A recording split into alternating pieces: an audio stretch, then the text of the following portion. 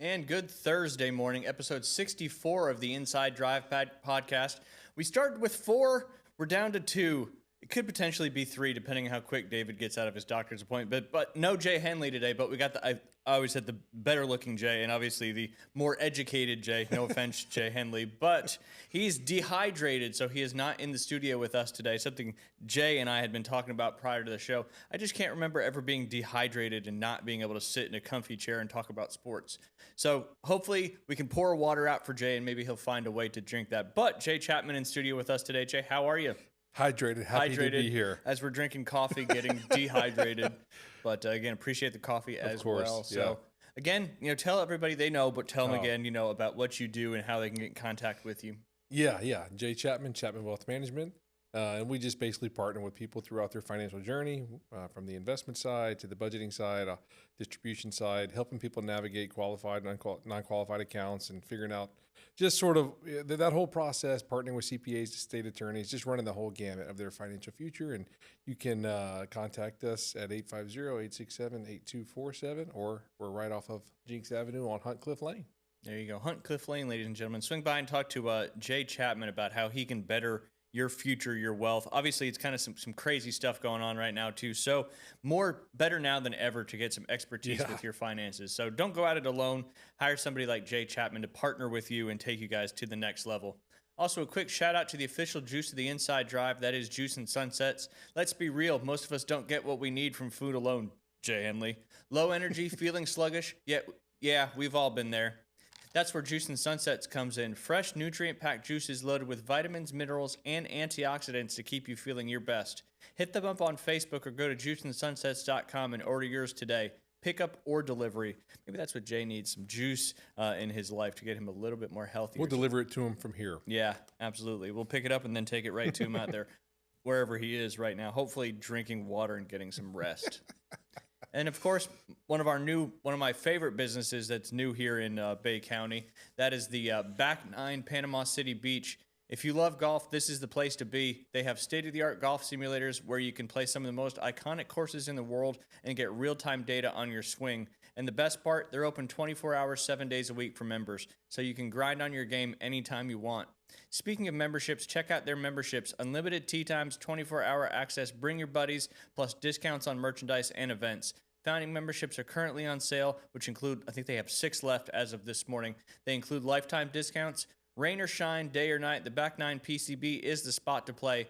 Go find the Back Nine PCB on Facebook or head to the Back Nine Panama City Beach, Florida.com and book your bay today. They opened this past week on Tuesday. They are rocking and rolling. Some bad weather coming up this weekend. Not bad weather, but it looks like we're finally going to get some rain that we desperately need. So if you're looking to play some golf this weekend, head over to the Back Nine PCB. Again, they're located in the Magnolia Plaza just off of Navy Boulevard next to the Publix and Beach Chiropractor there. Join now and be a part of the new way to play golf. I tried to work on my game yesterday a little bit. I spent about an hour and a half over there in the private bay simulator, and I just love it because it gives you your club path, all your numbers, all that stuff. So, obviously I can't see what I'm doing from behind, but I can at least kind of diagnose what's going on over I got to get out there.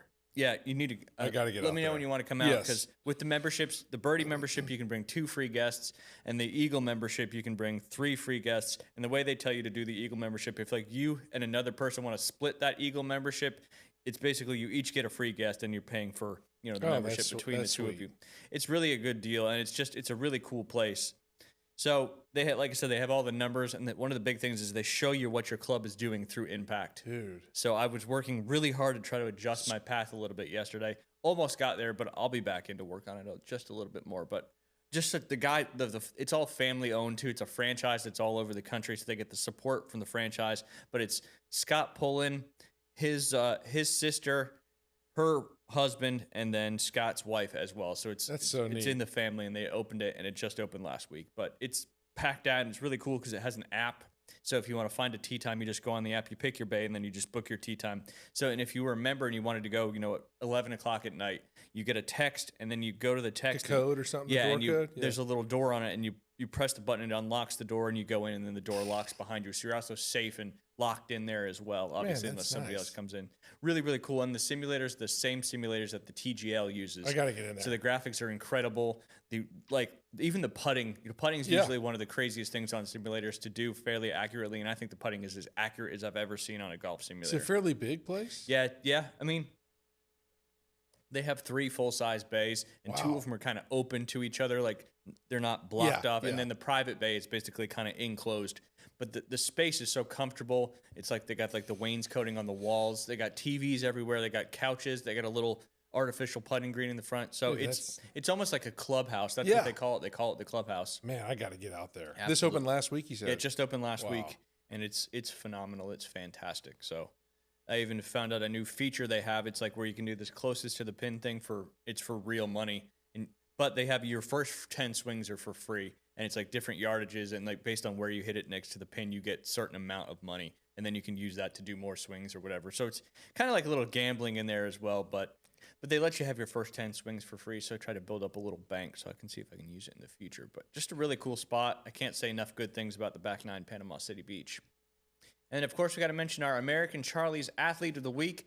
That went to Dava Olds, daughter of Coach Olds of Rutherford High School, for being named this week's American Charlie's Athlete of the Week. Dava is absolutely flying right now, clocking a personal record of 58.45 seconds in the 400 meters and earning a spot in the regional meet.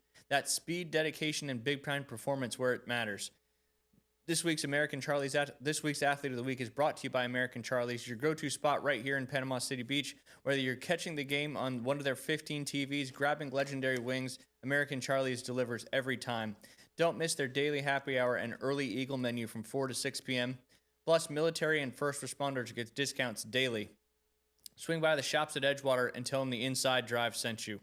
All right, let's dive into it a little bit. I'm going to ask you a question first. I was listening to the Dan Patrick show on the way over here, and they were kind of talking about this. I said, I'm going to ask Jay this. Oliver Rue, I don't know if you know who that kid. That's that huge. Yes, massive the kid, 7'9". 7'9". Yes. Played at Florida. I think he played in 11 games. He just transferred to UC Irvine. Okay. Which is interesting. What would you rather be? Would you rather be 4'9" or would you rather be 7'9"? Okay, so which end of the spectrum, I guess? Yeah, like absolutely. On the bell curve?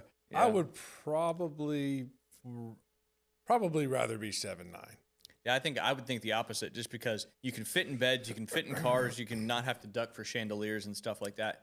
Did you say 4'9"? Yeah, 4'9". I think I'd rather I would be. think that one of the things I was trying to think, and maybe I could be thinking about this incorrectly, but would the same health complications be present when you're? I guess 4'9" is not that. I mean, It's not like yeah. It's really short. I mean, especially for a male. I mean, we see more women at that height. Yeah, than we maybe do. I would do 4'9". Yeah. Yeah. Well, I mean, just because the health complications. Yeah, well, that's what I'm thinking. I didn't know Yeah. if it was present on that Yeah, I'm side. not- but I'm yeah, not I'll sure. probably do 4'9". It just would And make life a little easier. Because they were talking about, if he ends up making it to the NBA, like, would you take $25 million or whatever he could potentially earn, have to be 7'9" for the rest of your life, or be 4'9" for the rest of your life? I think there's just less challenges. That's I mean, probably true. I'm sure there's a lot of challenges with being 4'9", but obviously being 7'9", that's insane. Very, very tall. Yeah, it is incredible. When he would come on the court, it was bizarre to see. I remember one of the pictures had one. I forget who they were playing, but the guard was looking up at him and like telling him he's like, "You're a big boy." Yeah, jeez, That's man, the evolution is getting crazy because he's not unathletic. no. I mean, it's jeez. It's like Wemby. It's Yeah, just Wemby. That's crazy what I was he thinking does. of. Golly, how tall is he? 7'6". I think so, something Yeah, like that, jeez. close to that. All right, just some local stuff here, real quick. First, I just want to congratulate the North Bay Haven Buccaneers on winning the 2A District 1 softball tournament. Wow. They advanced by having a bye in the quarterfinals, and they beat Destin 10-0 in the semifinals. I think that was a run rule. And then Bozeman beat Walton in the semifinals 15-5. And the close neighbors there, North Bay Haven and Bozeman, played in the championship for this district, and North Bay Haven won that one 13-3. So congratulations to the Buccaneers on winning the 2A District 1 championship. I believe all the state tournaments will be released this Saturday on where everybody's going for softball. Man. On the boys' side of things, your alumni, your alumnus high school where you played baseball at Mosley. Got Niceville coming up, right? Yep, Niceville coming up, and I believe they changed. I had to look on my saved. It was originally going to be a doubleheader because they play the best out of 3 now, right? Oh, cool. I think they moved one of the games up because of the potential rain coming in. Yes, Mosley at Niceville. The first game will be Friday, May 2nd, tomorrow at 7 p.m. Then the second game will be Saturday, May 2nd at 12 p.m. pending obviously the potential weather that could be coming in. But good luck to the Mosley Dolphins. Oh yeah, See, I'm a Mosley guy now. you're repping. Yep. Excited for my daughter to start over there in the fall. And then last but not least, one of the sports that I'm excited we have at least one team playing this here in Bay County is the boys volleyball Class 2A state tournament. That gets underway tonight for the North Bay Haven Buccaneers men's or boys volleyball team. They'll be hosting Bartram Trail. They'll just be at North Bay Haven. So get out and check and watch these guys cool. play some volleyball. I'm just excited we have at least one school in the area that has volleyball. North Bay Haven apparently is the team that, is getting these different sports. They have lacrosse and they have men's volleyball over there at North Bay Haven. Hopefully that catches on with the rest of the county, because I wish men's volleyball was a sport I could have played growing up. We used to play. I don't know if you did at Mosley. We used to play in the gym. We would play 3v3. Yeah. Just up there. It was competitive. Yeah. It was just during gym class, but it was a lot of fun. Still man. fun. Yeah, I love men's volleyball. And because usually it's like you got to be out west or Midwest, or you play AAU and stuff like that, like you can do with a lot of other sports. But I didn't know that they had a volleyball team over there until somebody I think either told me or I saw a social media post or something like that. Same with lacrosse. I didn't know that. Yep. I didn't know they had a lacrosse team. Yeah, But I mean, and if you want to play lacrosse, obviously with the way schools and sports work around here, you could go to a different school but play lacrosse for North Bay Haven, or go to a different school and play volleyball for North Bay Haven. That's super cool. Yep. So those are basically the teams still hanging around. I know some of the other local softball teams did not make it to their district championship games and kind of exited just a little bit early, but Bozeman and North Bay Haven, being in the same district championship, met each other in the finals, and obviously North Bay Haven got the best of the Bozeman Bucks. And we'll keep you posted as the softball region tournaments and the state tournaments get underway, probably next week, I would guess. So we'll update you guys on those next week. Moving right along, talking about some of the NFL draft grades for the top teams and the bottom teams. I'll just do the teams that got A's, and I'll do the bottom 4 teams. This is reported by the Sporting News, not my opinions. These are just different media companies reporting these grades. So we'll start with the teams that got the A+ at the very, very top. Who do you think is a team that might be at the top of the draft as far as the Sporting News giving them grades? Oh man, I don't. I'm gonna do 1, 2, 3, 4, 5, 6 teams, or 7 teams. Sorry, 8 teams. A lot of teams got A's. Really? 9 teams. Yeah, 10 teams. Looks like they got A's or better. All right, so you got a pretty good shot of throwing one out there that got a good grade. How did the Titans do? They're number 1 on this list, A+. Wide receiver Carnell Tate, edge rusher Kendrick Falk, linebacker Anthony Hill, guard center Fernando Carmona, running back Nicholas Singleton, defensive tackle Jackie Marshall, guard center Pat Cogan, and tight end Jaron Canuck. So obviously they got Cam Ward last year as the first pick in the draft. I thought they had a fantastic draft, and I know David's excited about where the Tennessee Titans are moving, or direction they're going in. But yeah, Carnell Tate, obviously the best. Yeah, I saw the receiver first in the pick. draft. Yep. I didn't see a lot of them after that, but a lot of Kendrick Falk at the edge is a great That's pick as well. impressive, So yeah. good stuff there for the new coach and defensive coordinator Robert Salah, who always has a special place in my heart, being with the Niners 2 different stints, and did a fantastic job. Number 2, also with an A, not an A+, but an A, you got the Las Vegas Raiders. So kind of a lot of these bottom feeder teams for the last few years are hopefully moving up in their world. Excuse me. Obviously Fernando Mendoza, but also cornerback safety Traden Stukes, edge rusher Karen Crawford, offensive tackle guard Trey Zunn III, cornerback Jermon McCoy, running back Mike Washington Jr., safety Dalton Johnson, cornerback Hezekiah Massis, wide receiver Malik Benson, defensive tackle Brandon Cleveland. Then you got the Baltimore Ravens also with an A. They got a bunch of players. The first one I don't know how to pronounce, so I'm just going to skip over the Ravens. I believe they signed Diego Pavia too. Okay, I was wondering if how that shook out. And then you see all the jokes about he was invited to mini camp, but he wasn't drafted, but they invited him to the mini camp because he's so small. But That's pretty funny. it's kind of like the Johnny Manziel of the modern era. Just a little less dynamic. Less dynamic, but likes to party. Like he was seen at gosh, lots of clubs and stuff like that, just throwing all sorts of money around. Do you have a quick second? Yeah. He was talking about having an agent not represent him and everything like that, and I was going, I think this guy really gets it. He's like, they're not going to get any of my money, and I'm like, no. If they get you extra money, and they get a piece of that, you still get more money than you would have gotten. Like it's like, but what you can't do is go into it blind without having people that have any idea how to navigate those circumstances. Absolutely. Not having representation. Yeah, you got to have. I mean, they have all the connections. That's what I mean. It's why they're agents. That's why they're agents. It's bizarre, man. I would be shocked if he made the roster there in Baltimore, but at least he's getting a look. Yeah, he's getting a look, getting a shot. New York Jets with a nice A grade. Wow. They had a great draft, obviously, with the number, I believe it was number 3 pick. They took edge rusher David Bailey, who's arguably the best edge rusher in the draft. Tight end Kenyon Sadiq, that was another good one. Omar Cooper Jr., quarterback D'Angelo Pounds, defensive tackle Darrell Jackson Jr., former Clemson quarterback Cade Klubnik, guard center Inez Cooper, and then safety VJ Payne. They went with a lot of big-time athletes coming out of college. And then the Commanders had an A. The Chiefs had an A. The Cowboys had an A. Wow. The Panthers had an A. The Bears had an A. And then the top 10 rounded out with the Bengals having an A. And then I'll go down to the bottom. Let's see. We'll just start with 28. 28 was the Jacksonville Jaguars. They got a C. The Miami Dolphins also got a C. Again, these are the opinions of the sporting news writers. Yeah. And then the Houston Texans got a C-, and the Minnesota Vikings got a C-, and then the Los Angeles Rams got a D. So they don't like Ty.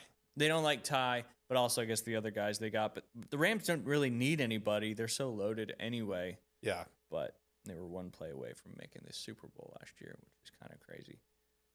This isn't really a story, but pretty cool. So when I was at Coastal Carolina, my sophomore year through my senior year, heck's his name? I'm gonna tell a story. I don't even remember his name. Ads keep popping up. I have to look on my phone But anyway, I went to Coastal, and a running back came in my sophomore year by the name of I don't know why I'm drawing a huge blank. Actually, I do know why I'm drawing a huge blank. I forget stuff all the dang time. Dehydrated. Yeah, I am feeling a little dehydrated. Oh, man. There we go. I found it. Mike Tolbert. You remember that name? Oh, yes. I do remember that name. He went to Coastal Carolina, and when he came in, he was just a force out there, just running people over, scoring touchdowns. And my sophomore year, I think, was one of the better years we had. And that time was in Division I AA, and they made it to the playoffs. But we had a 7-on-7 tournament this past weekend over at the sports park, and he had a team that he was coaching there as well, which I just thought was really, really cool. Full circle moment. Yeah, full circle moment. Saw him out there. Obviously, he had no idea who I was, which I didn't expect him to. Yeah, fine. Yeah, but it was just really cool to see a Coastal Carolina alumni out there coaching a 7-on-7 team. I mean, he had an excellent NFL career. I think he had 46 total touchdowns between the ground and the air, 3 different teams. But just, obviously Isaiah Likely is probably our most notable alumni that went on to play football. There was also a gentleman who played, or Jerome Simpson. Yeah. He played for the Bengals for a little while. He famously did that front flip into the end zone when he caught a touchdown pass. He was a freak at Coastal. Yeah, I remember that the front flip you're talking about. Yep. I mean, it was like guy can jump like the this most athletic display. Yeah, he was also a track star too. Imagine that. Makes sense. Yeah. Yep. For sure, but just thought I'd mention that real quick. Thought it was cool that like Cam Newton does it, Peyton Manning does it. A lot of these former guys, they coach 7-on-7 teams. Now Peyton Manning's got a 14-year-old who's a really good quarterback, so I understand why he coaches him. But moving on to the there's so much sports going on right now. I mean, I know we have no football. I mean, technically you have the UFL, but you got NBA playoffs, NHL playoffs. Baseball is heating up. Jeez, man. I did want to read this story and get your opinion on it because it's kind of what I believe what you did there in the major leagues. Talking about the save. Just a quick, some quick bullet points talking about this is from The Athletic. Is it the death of the save? In a time of endless newfangled ways to analyze sports, there's a certain nostalgia around the OG stats, the ones you can parse in real time with basic counting skills. Baseball's save feels like it's one of those enduring classics theoretically reserved for the sport's flame-throwing closers. But according to an analysis today from Eno Saras, Andrew Baggerly, and Dan Hayes that exclusively dwindled over the past decade, to the point the stat itself is potentially devalued. Kind of a brief summary. In 2008, 139 pitchers recorded a save. Last season, 212 did it. The concept of teams having a single closer is fading. Why? A few reasons, including injuries to the top closers and limits on back-to-back appearances. But, as our authors explain, relievers also now fundamentally view their roles differently. Instead of being told when they're likely to be used, they are told who they are likely to face. Instead of using the tidy save count now to judge late inning relievers, it is a more complex equation that can also involve a thing called leverage index. It feels like the final evolution of the bullpen use. Like everything now, there are just more layers to it. Any thoughts on that? Do you mind if I go on a little tangent? I would here? like you to go on a tangent. So this That's is what we do. Yeah, I mean, to me, I just love the idea that this is sort of new, right? This got more complex. We used to talk about in the bullpen all the time. Who had the high? He's calling it leverage there, but who had the most critical inning, right? If I went in the 7th inning, and that's going to be characterized as a hold, back when I was playing, or whatever, still now to some degree, right? But I faced 3, 4, 5. Yep. Yeah, or I faced 2, 3, 4, 5, and then the closer came in and got 7, 8, 9. Who really threw the most meaningful inning? Yeah, and we used to talk about and so there's a couple different reasons why I think, kind of to this guy's point, he's probably right as far as the save being sort of a less critical or less leverage stat, like going into contract time and things like this. And one of the reasons is back in the day when the closer stuff typically was far and away better than most of the other relievers. Yeah, like Rivera, obviously, famously one of the best to ever do it. And that cutter, and it was sort of unhittable. Or even Kimbrel earlier in his career. I mean, most guys throwing 92, 94, and he's 97 to 100. Or Billy Wagner, some of these guys, Mark Wohlers, and they're not, whatever. But their stuff was just markedly better than the other relievers that were in the bullpen. And now everybody's stuff, pretty much everybody's stuff is more similar. And one of the things that I do think is that's going to probably hold weight. And a lot of times it was like one of these deals where there was just a barrier to that position because it was such a critical position because the game was on the line that it was more of a psychological or a mental hurdle for people to get over, to not sort of get tight, like, hey, the game is on the line, but you don't really, and they used to sort of barricade people out of that position just with no real reason. They had this guy that could do it, and he was proven to do it, but they wouldn't give other guys opportunities. And now, like you said, with the injuries and, the limiting the appearances, I mean, I remember, take it for what it's worth, but Johnny Venters and Craig Kimbrel pitched, like, both of them pitched like 84 times. I believe it was in 2011, 2012. And then Venters went on to have 4 arms. I mean, never kind of came back from that. And another thing people don't really understand as well is if you have 80 appearances, there's 20 more games that you warmed up in and didn't pitch in. Yeah. So that's 100, 110 games. I remember I was on the Cubs in 2012 with the gentleman who led the league in appearances with 82, but he had warmed up in 112 games. Yep. So, I mean, it's only 162 games, whatever. I mean, so he's warming up pretty much around. That just wears on you. But it's just funny that he's calling it new. Like, we've been talking to the bullpen all the time about, like, it's funny, like, hey, I want to pitch the 7th inning and got the meat of the order out, and you pitched the 9th, but you got the marquee stat. That's sort of not new, in my opinion. It's not something that, that's why I wanted to bring it up with you here, because I know you could give us some Sorry. good insight on it. No, I appreciate it. Let's talk a little bit about the baseball standings while we're talking about baseball. Obviously, the Braves off to an amazing start of the season. 22-9, got another win last night. So way ahead of the second-place Marlins, obviously way ahead in their division as well, leading the entire NL. But what about on the American League side? You've only got the Yankees, the Rays, and the How about the Red Sox, man? And the Athletics are the only teams better than 500. Every other team in the AL is either 500 or worse. Dumpster fire in Boston right now. Yeah, Boston's. Didn't they just fire Cora? Yeah. That's crazy. Why do you think that the AL is struggling so much as compared to the NL? I really don't know. If there's even a reason there is. Yeah, I really don't know. And we're still kind of just getting into May. Yep. But it's interesting, and I don't know that which league had more World Baseball Classic players on it? Do you know? I don't know. That'd be interesting to look I'm sure at. I can find that to out see real if quick. that had any bearing on a readiness or whatever. But it's interesting with the Braves too, because some of their marquee starters are down, and so they sort of have They're just batting so well. Right yeah, now. they're just. I mean, but you're kind of buttoning up that starting rotation is still winning. Yep. Yeah, I don't know. It's kind of crazy to watch what's kind of going on with some of these teams in the AL just playing really bad baseball. Yeah, like you said, the Mets obviously famously did terrible to start the season, and now the Red Sox are kind of taking over that role. I'm just trying to find the Yeah, answer to this question. I wouldn't know, but because I mean, and it's more interleague now, so it doesn't you can't quite say, well, I guess it's just these teams beating up on one another, but yeah, I really don't know. Maybe I've seen something kind of talking about the collection of talent on. It's more centralizing as opposed to being dispersed with some of these bigger contracts, you know. It says there was 190 players on the 40-man rosters, including 78 MLB All-Stars that participated in the 2026 event. Both leagues doesn't give me an answer. Both leagues were heavily represented in the top international rosters, including the U.S. and Dominican Republic teams.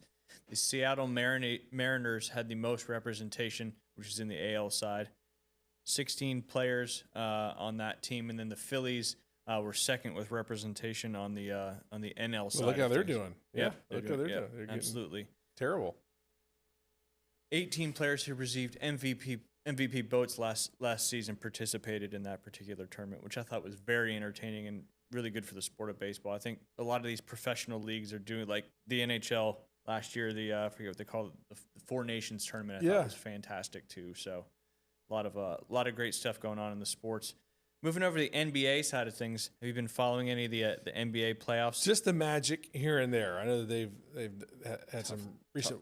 Tough loss last night. Yeah, it was tough. Yeah. But yeah, I mean, I don't really pay much attention to the NBA during the regular season, but I think just playoff basketball, it almost looks like they're just trying real hard on both sides of the. That's nice to see. Sides. So because there's so much talent out there, and it's cool to see. But anyway, on the Western Conference, the Thunder, no, not surprising, there have already swept the Phoenix Suns, right? Sorry, getting a spam call. I'm so tired of these spam calls. I have car insurance, and I don't want a loan. They won 4-0, and then the Lakers and the Rockets are getting very close. The Lakers started out to a 3-0 series lead. Probably panic time, I'm assuming, for the Lakers. They went from 3-0 to 3-2. No NBA team in the history of the NBA has ever lost a series after being up 3-0. So that certainly could change the Rockets.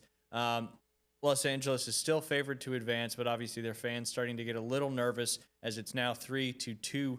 LeBron hasn't made a three-pointer since Game 3. Turnovers are now becoming abundant for the Los Angeles Lakers. Despite Austin Reeves being back this last game, it didn't really help, and Luka's still not going to play this series, so they're going to have to do it on their own. Houston's young guys look way better than they did in games 1 through 3. A lot of I don't know how Houston is favored by 3.5 tonight if Los Angeles is still favored to win these series. I mean, because it's just one game. That's right. They still got 2 more. They're trying to tie it up 3-3. You think the Lakers can hold off, or the Rockets going to make history? I think the Lakers will probably hold on. And Durant didn't even play in the last game either, but he's kind of a silo. He's not really he doesn't make stuff happen with other people. He kind of just is a scorer. Yeah. And plays in his own kind of stuff there. Nuggets and the Timberwolves. Minnesota leads that one 3-2, trying to upset the Denver Nuggets. I know that a couple of games ago, Jokic kind of went down the court and got in, I forget whose face he got in. That was kind of wild. And then the Wemby-led Spurs have already eliminated the Trailblazers. No surprise there. They won that series 4-1. Even though Wemby got hurt for a little bit, but was kind of back. He just missed one game. Did you see where he hit his that was brutal. I'm surprised he didn't break his jaw or anything like that. Who's favored to win? Like OKC. Okay. Yep. They're just so dominant. Yeah. And then on the Eastern Conference side of things, Orlando lost last night, and the Pistons brought that to 3-2. Orlando trying to close out that series and advance to the conference semifinals. Cavs and the Raptors are at 3-2 Cleveland. And then the Knicks and the Hawks is becoming a very interesting series.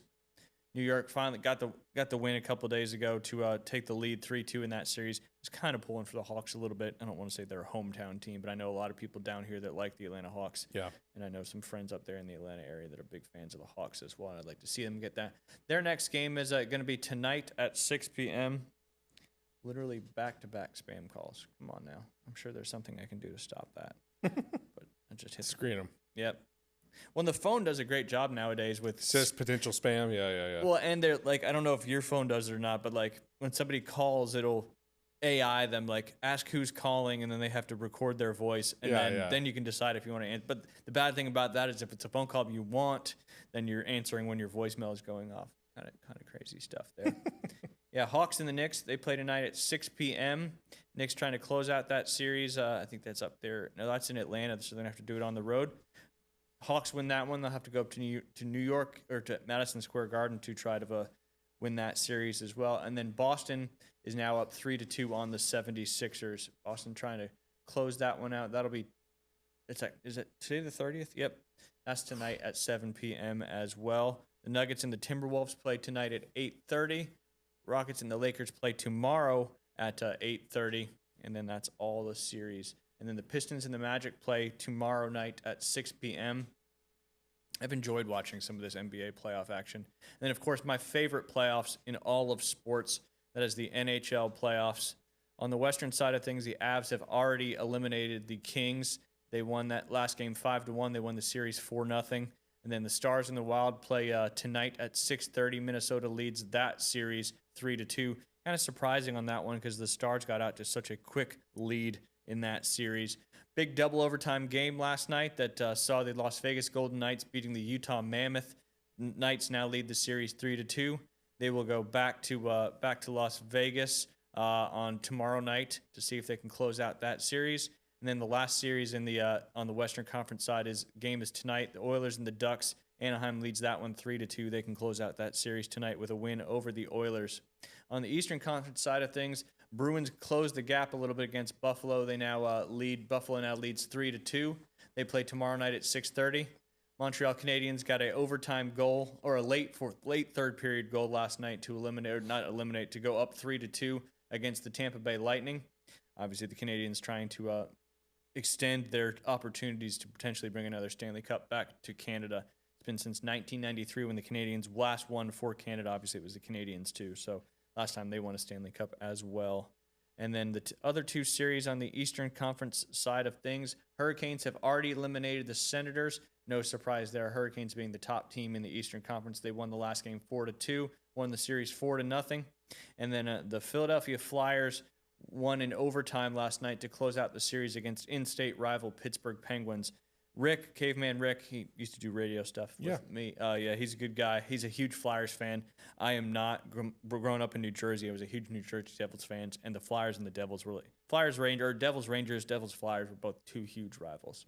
So I hate to see the Flyers doing good, but some people I know are Flyers fans, so I'll be okay with it for now. They won that series 4-2. Always pretty cool to win and make an overtime goal to close out that series. Real quick on the college baseball side of things, just going over the top 25. UCLA still at number 1. They're 39-4, 21-0 in the Big Ten. God. North Carolina number 2 in the Baseball America poll. They'll drop after Coastal Carolina beat them 12-2 on the midweek game there. My Chanticleer is having a great season again. Hopefully, maybe we can make it all the way to the ship and not have our coach thrown out in the first inning of the game. Yeah, it was bizarre. And then he had to sit out the first couple games of this season. Then you got Texas, who's 13-7 in the SEC, 32-9 overall, followed by Georgia Tech at number 4, Oregon State, number 5, 33-9, no conference association with the Beavers. I think them and Washington State are eventually moving to Mountain West. If I'm correct, I may be wrong. And then the Auburn Tigers sitting at number 6, 12-9 in the SEC, 30-13 on the season, but they just play a very tough schedule. That's why they got that 6th ranking ahead of the Georgia Bulldogs, who are 34-11 and 15-6 in the SEC, followed by the Texas A&M Aggies at number 8, another SEC team, 14-6 in the SEC, 33-8 overall. And then my number 9 ranked Coastal Carolina Chanticleers moved up 1 spot from the previous ranking. They're in 13, 17-4 in the Sun Belt Conference. Then you got Mississippi State, Kansas, which is kind of a surprising team up there in the number 11 in the Baseball America poll. The Oklahoma Sooners, another Sun Belt team, the Southern Miss Golden Eagles, sitting at number 13, followed by Boston College, Florida, Arkansas, Florida State, Nebraska, which is kind of a surprise. Nebraska's kind of surprised a few people in different sports this year. USC, or Southern Cal, West Virginia, Arizona State, Ole Miss, Cincinnati, Tennessee, and then Alabama Crimson Tide rounding out the top 25, sitting there at 25 with a 29-16 record, 10-11 in the SEC. Tennessee and Alabama both have below 500 records in the conference and still have cracked that top 25. SEC certainly deep. Big Ten certainly deep. Sun Belt's got 2 teams in there for not being a Power 4 conference, which I thought was kind of cool. All right, moving over to this. Don't want to leave softball out. I'm just going to go straight through this one. Oklahoma, Nebraska, Bama, kind of Roll Tide. Bama and Oklahoma kind of a staples there in the top 5 of the softball. Softball, yeah. Texas Tech, Texas, UCLA, Arkansas, Florida, Tennessee, Florida State, Duke, Texas A&M, OK State, Georgia, Oregon, Mississippi State, Virginia Tech, Stanford, LSU, Arizona, South Carolina, Clemson, UCF, Louisville, and then Washington rounds out your top 25 for the girls softball rankings. And then I'd be remiss if I left out the NCAA women's golf regional sites and the teams in there. I'll try to go through this as fast as I possibly can. The only reason I want to mention this is because Amy Bond, the FSU women's golf coach, is a good friend of the show, and the ACC championship was over there at Shark's Tooth. Oh, cool. I'm hoping they have a good run this postseason, because that's one thing she's going to be in the Golf Hall of Fame, but one thing she's never been able to accomplish is win a national championship. So I'm hopeful that she's got a good program year in and year out, and they were 1 match away last year from winning the national championship. You got the Chapel Hill regional site. It's got Texas, North Carolina, Mississippi State, OK State, Kent State, Virginia. I'll just highlight some of these. I'll just tell you where Florida State is, because I know you're wanting to know where that one. They're hosting their own regional, which is kind of cool. It is cool. And that course over there, the Seminole Legacy, is just a brutal golf course. So they have, in my opinion, a huge advantage, because that's where they practice and play every day. Whoops. Yep, Tallahassee includes Florida, Wake Forest, UCLA, Florida State, Eastern Michigan, Kentucky, Purdue, Clemson, ULM, North Florida, Little Rock, and then UTRGV, which I believe is, I know the Grand Valley is the last 2 letters in that acronym. So good luck to Florida State, good luck to Florida, and all the other women's golf teams playing in the regionals. The men's regionals will be announced this weekend, as they go pretty much a week after that. Just to give you the live odds, we had a great show on Tuesday breaking down the Kentucky Derby. If you want to learn more information about that, go watch that show. You can watch it on YouTube, Apple, iHeart. You can listen to it on Apple, iHeart, Spotify. I always want to say OnlyFans, but it's True Fans. Every time I see that, I'm like, that's too close. So right now, Renegade is the odds-on favorite at 5-1. But the problem with Renegade is, as we talked about on Tuesday, he's got the number 1 post spot, which no horse has ever won the Kentucky Derby from starting at the number 1 spot, just because you're going to get squished in there and then probably fall back. But he is the odds-on favorite at 5-1. And then the number 2 spot is Albus. He's at 51-1. Intrepido is at 59-1. Long shot there. And then Litmus Test. I like that name, and Bob Baffert is the trainer, so you never can count on a Bob Baffert horse. 37-1. Right to Party is 29-1 in the 5 spot. Commandment is 7-1 at the number 6 spot. Then you've got Dannon Bourbon at the 14 spot, or he's 14-1 at the 7 spot. So Happy, just a great name for a horse there. 6-1 in the number 8 spot. The Puma, 7-1 in the number 9 spot. Dean Wonder is a Japanese horse in the 10 spot, 20-1. A Japanese horse has never won the Kentucky Derby. Incredibolt, yeah. And of course, I got trackers popping up. Incredibolt is 37-1. Chief Wallaby, 12-1 in the number 12 spot. Potente, 26-1 in the 14 spot. Also a Bob Baffert trained horse. Emerging Market, 12-1 in the number 15 spot. And then Pavlovian is 49-1 in the 16 spot. 6 Seed is 45-1 in the 17 spot. Further Ado is ridden by John Velasquez. Brad Cox is the trainer on that one. Those are some familiar names, at least for me anyway. 7-1 in that number 18 spot. Also, the 17 spot, for some reason, has never won a Kentucky Derby as well.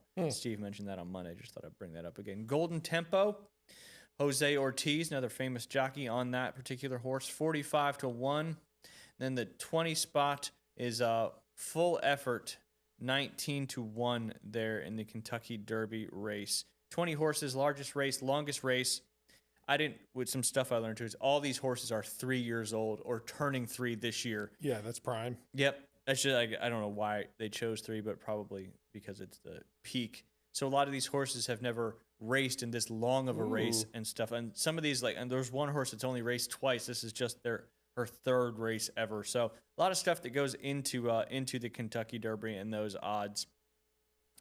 Thoughts on the Live is probably after this season is probably going to go away. Yeah. The PIF has officially announced that it's pulling funding at the end of this season. So I wonder what's next for those PGA Tour players. Hopefully they can get. I know a lot of these guys want to get back on the PGA Tour. I know Brooks Koepka has already came back. Patrick Reed is going to come back, but after he serves a 1-year suspension. But what do you think the PGA Tour should do for a lot of these guys who obviously it's called them defectors and then got all that money for going over there and then made some decent money from playing over there as well? Yeah, I don't know. It's tough to say because they're going to drive viewership. It's kind of one of those deals where, it's you want to probably impose some sort of penalty on them, but at the same time they kind of help the brand. Yep. But at the same time, I mean, I'm not trying to have like an inside joke here, but have you ever seen that? You ever seen Happy Gilmore? Mhm. Or I'm sorry, Billy Madison. Yeah, of course. When he's like, yep. "You're an idiot. I'm smart." Yeah. And he was like, Yeah. it was like a gif of all the Yeah. Live people returning back to PGA. That was Happy Gilmore. Oh, was it When Happy he was Gilmore? apologizing Yeah. to Yes, the yes, commissioner for yes. his poor behavior. You're dumb. Yeah, I saw I'm that. Smart. I sent that Yeah. to somebody actually. I thought that was really good. Yeah, that's perfect. They definitely have a bunch of egg on their face, but at the same time, they went over, took a bunch of money, and They took And, the risk of leaving the tour for the money, but what do you think the tour will do? I mean, are they gonna there has to be some kind of pathway for them to come back. come back? Yeah, And if I'm the guys that stuck it out on the PGA Tour, your purses are way bigger now because of what Liv did and all Yeah. that. So obviously there was some good and bad, but if I want to play against the best in the world, I would at least let some of the like John Rahm, Bryson DeChambeau. yeah, you gotta have. You them have back. to have That's those what guys back. and they drive viewership. Yep. And like you said, it really is a collection of the best players in the world, which is what we want to see anyway. That's why it's going to drive viewership. But I got to be honest with you, this is an honest truth. I never watched. I saw maybe one or two holes of a Live event, but I never watched an entire. Yeah. I mean, did you watch any of them? I It was never like sat kinda, down and watched kinda it, but crazy. I see some highlights and stuff like that, but that was kind of it. playing in which I don't really care, but playing in shorts and like a disco music in the background, or like it just seemed like a different environment. But it's funny. I don't know if you want to kind of get on the golf train, but none of them had really good performances at the Masters this year. Nope. And they were talking about how, at least some of the talking heads, they're on the Golf Channel, were saying it's because the whole concept of Live is just birdies and just lowest scores possible. Yeah, they make set the courses it up for the entertainment to be making a lot of birdies yes, and stuff. easy courses, easy holes, easy pin placements, and so like when they weren't prepared, for what the Masters has to Yep. bring. Yeah, and I thought that was a pretty interesting. I'm sure there's some merit to it as well. Yeah. And like John Rahm won the Masters shortly after he went to the Live Tour, so it wasn't like he'd been playing on the Live Tour for a years. while. Yeah. But then he had an awful performance this year, right? Yep, Yeah. yeah. So The first round was terrible. just bad. Yeah. Yeah. I thought that was an interesting, thing to point out. Yeah, I mean the Live Tour was famous for setting up the courses easy. I mean, they were still long, but there's simple things you can do for those guys to make the golf courses harder and easier Yeah. without like visibly noticing that kind of stuff. But yeah, I mean, I think hopefully there'll be a path for those guys to get back and we can get back to some unity there on the professional tour, or the highest level of golf for the PGA Tour. So I'm looking forward to see what happens. Same. And obviously, the PIF is involved in many other sports besides golf. But they can't. I think they were losing like $560 million a year or something or in one season. Yeah, it's crazy. It's a poor venture there, man. You can't, I don't know why they you can only do that for so long. Yep. Yeah. Take that money and do something more positive. Redeploy with it somewhere else. Yeah. Yeah. A couple quick things. Just wanted to obviously Braden Sorsby's gambling thing has Man, been talk this of has the been combination. crazy. So just wanted to, this is, I don't know, this is probably just a rumor, but what this one reporter said, Cincinnati has known about this since last season. To clear things up, Sorsby does not have a gambling issue. This is all from 2022 when he was a freshman in college. After Sorsby left Cincinnati to come to Texas Tech, Cincinnati filed a lawsuit against Sorsby. Cincinnati helped release the news to the NCAA to get Sorsby in trouble. Yeah. Obviously, when gambling is involved, it's going to be a big deal, but he never gambled on a game he played in. I don't think that matters. And only bet on his own team to win. Unlike other suspensions, there was no points shavings, no skewing stats. A lot of gambling was not done, even from football as well. To wrap things up, Cincinnati wanted to hurt Sorsby and his career as he transferred. That is horrific. Texas Tech plays Cincinnati on October 24th. And then Texas Tech said, "Get ready, Cincy, we coming." So, I mean, I don't know how much of that is true, but I could see, Just some retribution. yeah, Yeah. see that happening. But again, if you can't bet on the sport you play in, 100%. I don't think you can. I mean, yeah, I think they probably allow these guys to bet. I know the NFL guys can bet on other sports as long as they're not on team facilities when they do it. Well, you saw, did you see he was like going to Reds games and just betting on like balls and strikes? Yeah. They say he didn't have a problem, but that seems a little bit ridiculous. Yeah, that's intense. I was joking around with some of my buddies. I was like, he's trying to win his concessions, at the Reds game. Like, win $100, go buy some popcorn and a drink.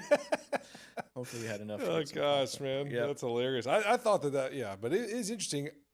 A few of my buddies thought that it was probably they were prepping this for, like, hey, it's going to come out that he was gambling on games that he was playing in, and so and a lot of them seem to think that's the case. Like, this is just the tip of the iceberg. A lot of people are doing it.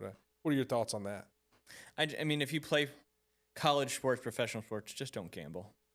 In general? In general. I mean, just because if people find, other sports may be okay, but again, you're playing a professional sport. Hopefully that's enough to keep you afloat, or just to keep you engaged. Yeah. Yeah. Well, I don't know what I'm looking for, but people a lot of time bet because it's a rush. It's a excitement. You win the bet. I mean, you're playing professional sports. Hopefully that should be a rush enough for you, but I've never will ever or never have played professional sports. So I can't really relate to that, but I mean, I've gambled and I understand.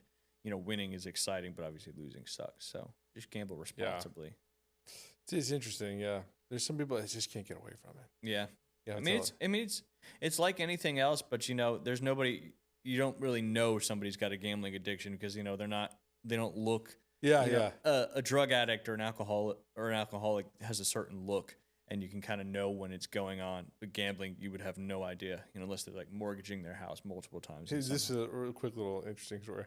I played with the guys. Last name was Tolbert. He was a shortstop for the Twins for a couple years in the big leagues. I mean, he kind of made some money, at least a couple $1 million, right? He was the starting shortstop for them for a couple. Yep. And I was with him in AAA with the Cubs, and we were kind of both had some injury things going on. We were playing down there, and he was trying to save money. He was very frugal, and he was sleeping in like the clubhouse at times just to kind of save money. And then we would always play these 4-game sets in Vegas, and he would bet huge amounts of money. He just said, he's like, I can't help it.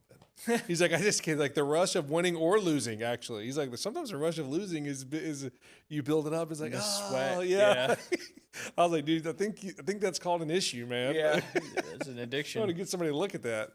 But I saw it was funny, like the dichotomy of like, hey, he's sleeping in the clubhouse to save money. Then we go play Vegas. He's yep. I mean, make your stomach turn how much money he was gambling. Yeah. And it happens and people get wrapped up in it, and it's like you said, it's the rush.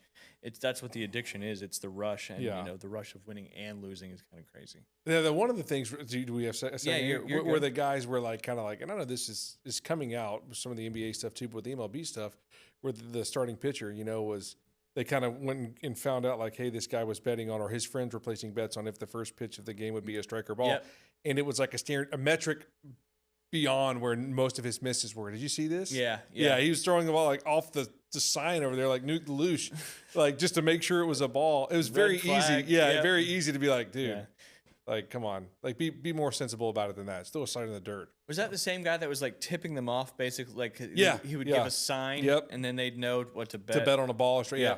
And then he would throw it like so far outside of the realm of a normal miss, especially for a major league pitcher, that you're just kind of like very easy to go back. And being a former pitcher, you throw a ball that's just a little bit off, not that hard, or to throw one that far off, it's you're not doing that, man. Yeah, like even so, like it's funny, like even if you throw one and it hits the middle of someone's back, I mean it's on purpose. Yeah, I mean it's just. I mean, now there are some guys, but you would know. That's what I'm saying. Like they're grouping. That was kind of what I was asking. Yeah. Like, could he have just thrown very close balls, so he had to throw it? I see what you're saying. Like was his command good? Yeah, but I think the stakes would be so high that at this, because there's a human element too. But this before the challenge, Like you throw a ball, it's a pretty close ball, and he strikes you. Yeah. Yeah, you're like, you oh boy, yeah, that's yeah. Hey, everybody bet this one. Yeah. I'm gonna throw a ball, and then it's The umpire, right on the thing. it's The this umpire close. calls it a strike. Yeah, Yep. so he gets like a clear ball. Yep. Yeah, that's why I would have just thrown it in the dirt or something. Yeah. I'm not saying that I would do that, but I'm just saying, you know, but he would choose, he chose to throw them way outside. And you're like, dude, that's Yeah. they're almost like pitch outs. Yep. It's like, come on, man. You're making it very obvious what you're doing.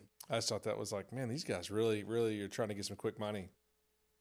And Yeah. they're making a lot of money. Yeah, the that's whole what the point. crazy part is. That, but I guess, you know, once you make that money, you still have the rush or the addiction of to gambling. gamble. Yeah. I'm just gonna read my Panhandle Credit Union ad real quick, and then we'll finish with some crazy stories. Yeah. At Panhandle Credit Union, it's all about building real relationships. Whether they're supporting local events or sponsoring your kids' team, Panhandle Credit Union is invested right here in our community, showing up and giving back. And when it comes to your finances, they've got you covered. From checking and savings accounts to loans and mortgages, Panhandle Credit Union has the tools to help you reach your goal. Visit panhandlecu.org or head over to any branch to find out more information. All right, I got a few stories here, not a ton. These are some of my favorite. Yep. All right, this one's actually from WJHG, but the Nice. story's from Wisconsin. It's in Waukesha County, Wisconsin. Let me read the title of the article first because that kind of gets you into it. Prosecutors, woman stabbed boyfriend to death for bringing dinner home instead of taking her out. I think we can all Holy relate to cow. that. Hanger is a real thing. Prosecutors say a Wisconsin woman who allegedly stabbed her boyfriend to death told investigators she was angry at him because of an argument over dinner. Lucas Rausch, 25, was a lot of things to his family, a loving son and brother, a special uncle, and a devoted dog dad. But his life came to a shocking end Friday night in an apartment in the village of Lac La Belle, where prosecutors say he was stabbed to death by longtime girlfriend, 27-year-old Michaela Cloth. Cloth was charged Monday night with first-degree intentional homicide. Prosecutors say the deadly incident started over an argument after dinner. Cloth allegedly said in an interview with police that she did not want Rausch to come home with dinner that night. Rather, she wanted to go out. She told investigators Rausch was pushing her buttons when he brought chicken to her apartment, intending to cook it in the air fryer, according to a criminal complaint. The complaint indicates that the young lady got into an argument because he brought home chicken instead of taking her out, said Waukesha County Circuit Court Commissioner David Herring at the court hearing. She admits saying, "I stabbed him. If you have to take me to jail, okay." Oh my gosh. That's hardcore. Talk about not stable. Seriously person. not stable. Yeah. Her bond's at $2 million cash, and her preliminary hearing is set for May 29th. But I know there's the hanger, but that's taking hanger to a whole nother level. Yeah, you can't kill people. No. That's probably a good rule Yeah. of thumb. Don't kill Jeez. people. Yeah. Don't kill people. I think I got a couple other ones here. Let me just go to my saved stuff. Yeah. For what, man? Yeah. Yeah, I wonder if she went out to dinner afterwards. That happened. She probably did. Probably, for sure. God, sure. man. All right. I just thought this was an interesting one. Uber is set to launch Uber Golf, which I think is pretty cool. They're basically going to give you rides to and from golfers with room for 4 passengers and 4 sets of clubs. Let's see, make sure you're not drinking and driving on the way to and from that's cool. the golf course. What else we got here? Like that's sort of like a little sleeve of their business. Yep, they're about like to roll they'll out. have an Uber Golf section of their particular stuff. Nice, man.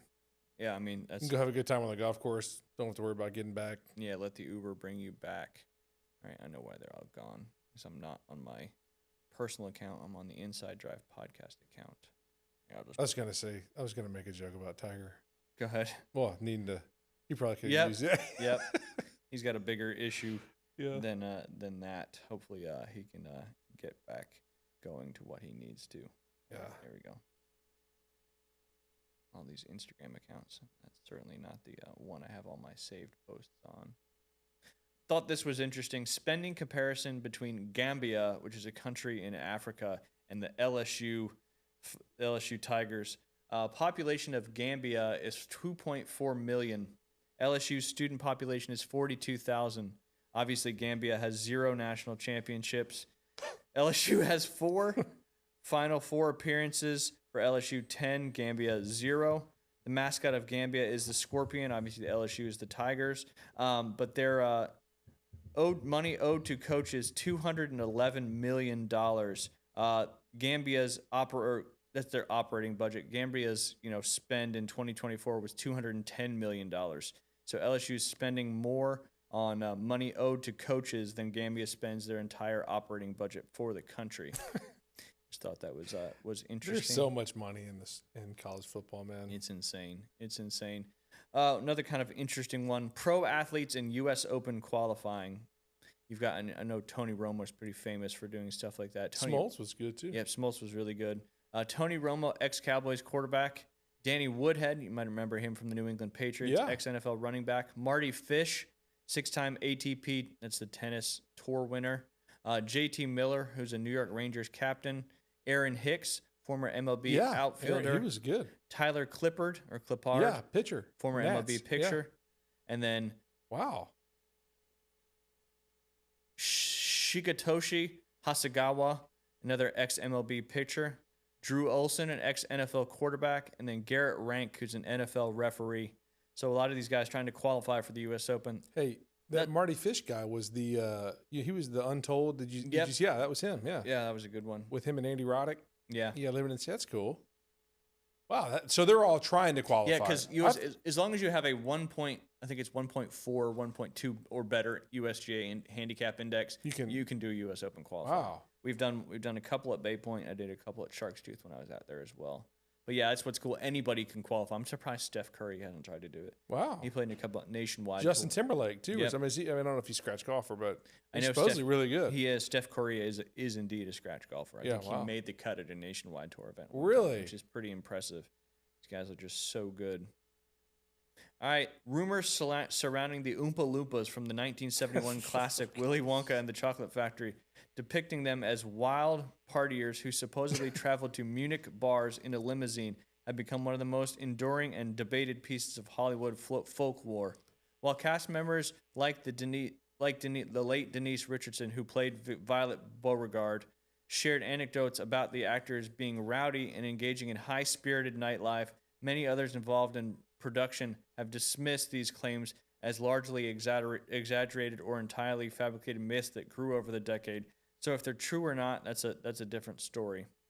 Whether or not they actually hit the town with intensity suggested these stories, the legend has only added to the film's mystique, ensuring that the Oompa Loompas remain iconic figures in both cinema history, both on and off the screen. So they're trying to dismiss these rumors that the Oompa Loompas were known for partying hard Wreaking havoc.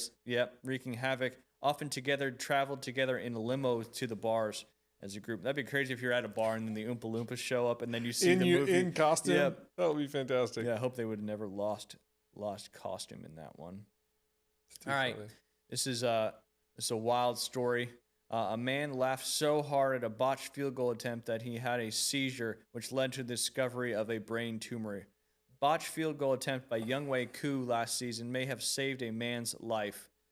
Toothaker, the stallion sales manager at Sprint Thrift Farm, was watching the Giants game against the Patriots in bed with his wife, Mallory. After rewinding the play, he laughed so hard that he had a seizure, feeling like I got electrocuted, he told the Associated Press. After he went to the hospital, a CT scan showed a benign brain tumor, reportedly the size of a tennis ball, that was removed, and Toothaker believed it saved his life because it could have happened any other time. That was the famous Younghoe Koo kick where he hit like a foot behind the ball and hurt his ankle, and then obviously missed that field goal. So I guess maybe it was a terrible field goal attempt, but saved somebody's life, which is pretty crazy. All right, I think we'll end with this one. Title is Drunk Man Drives Onto a Topgolf Driving Range in Charlotte and Destroys His Car After Pissing in the Parking Lot.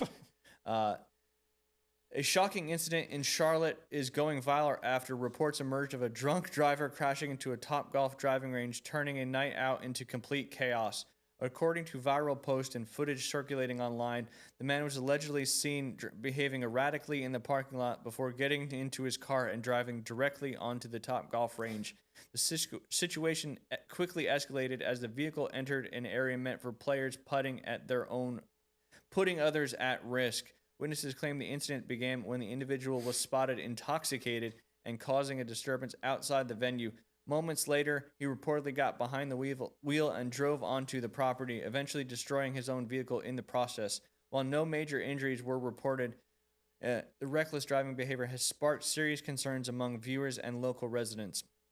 The viral nature of the story has led to widespread reactions online, with many questioning how situations like this can continue happening despite strict DUI laws. Topgolf locations are known for being high-traffic entertainment venues are designed for safety, but incidents like this highlight how quickly things can spiral when alcohol is involved. Authorities in Charlotte are expected to review the case as much more details continue to surface. That sounds like a wild night out. Bad decision there at the old Topgolf. Yeah. And that's why you have Uber Golf set up. Take There it you to go. Topgolf. Yeah. Yeah, take it to Topgolf, take it to the local driving range of the course, whatever it may be.